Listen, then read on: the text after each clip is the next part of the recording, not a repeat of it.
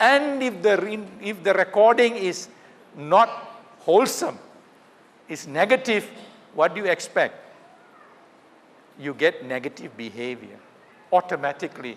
Like a computer. Today we have a computer. From the computer we can see. If you put a wrong program inside, if you put a virus program, you get something kaput. But if you have a wholesome program, you get a wholesome output. So all these things are there. I don't have much time to share with you, but we need to look into these things. And this is a good day to reflect. Fathers, mothers, please reflect on this. That you are responsible for your child, even before the child is born.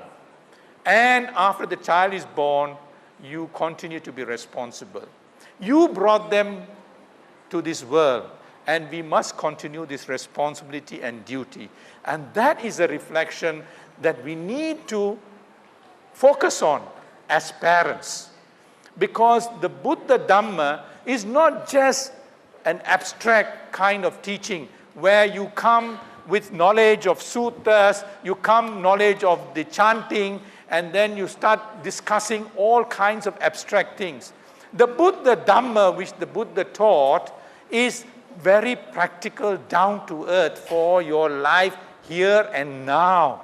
Here and now. Not just in terms of knowing a number of facts or number of suttas, a number of texts, but to understand and practice these things here and now. So in that sense, it's very fantastic that we have this Buddha who is able to bring so much of relevance to our life, so much of meaning to our life. The other aspects that we need to look at and to reflect upon on this special Wesak day is the fact of the Dhamma itself. The Dhamma itself.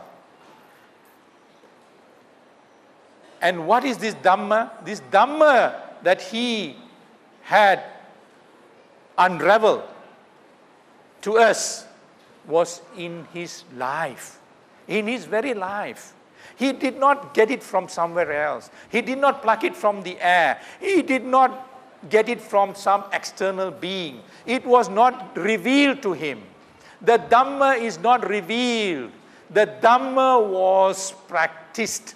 The Dhamma was experienced. The Dhamma was experimented.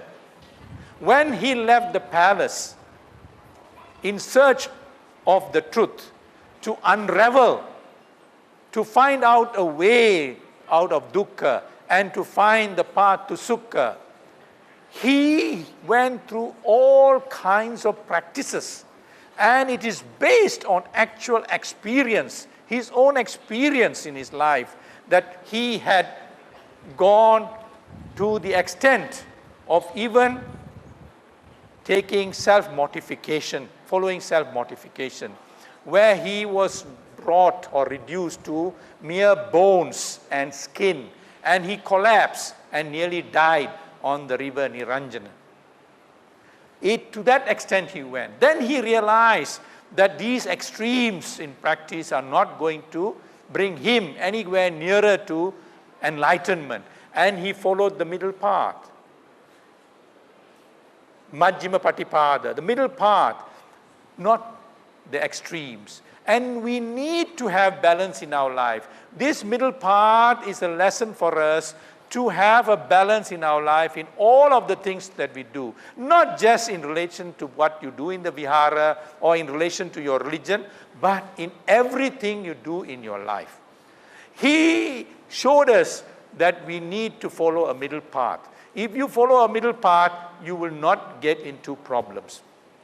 Now, many of us are seeking for a good life. Many of us are seeking for a well-being, a healthy life. And many of us are seeking for happiness. But how do you get this? We seek for it, but how do you get it? Where is it? Can we buy it from a shop? Can we get it from the vihara? No, we can't. What we need to do is to look at our culture. and our civilization and our heritage. And on this particular day, we are able to recall the richness of our civilization. Our civilization is such that we have not seen a single drop of blood being spilled in the name of the Buddha Dhamma. That is our civilization. Our civilization is a civilization that has given all kinds of opportunities and inspiration for creativity.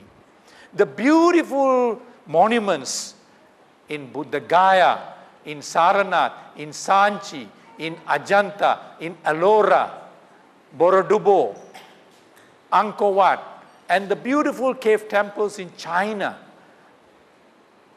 in Korea, in Sri Lanka, Anuradhapura, Polonnaruwa, and even in Malaysia. If you look at the historical sites, you'll find a lot of Buddhist monuments and statues, iconography. What Buddhism did was to explode, give an explosion of creativity, of cultural as well as artistic talents in literature, in song, in dance, all the finest things in life.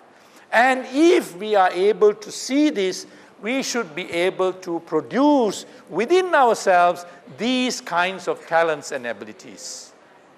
The most important period in Chinese history, for example, is, or rather the most creative period in Chinese history is the Sung and Tang dynasty.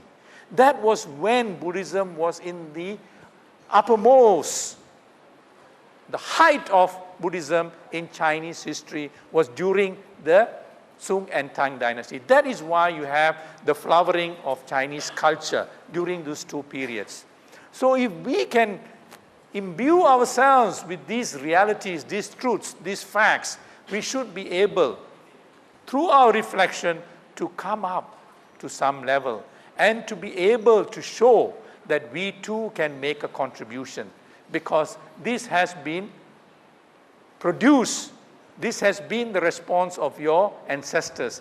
Therefore, we should not be far behind. We too should be able to make some contribution. We tend to feel that Buddhism is something that is very personal, is very individualistic. This is a wrong perception.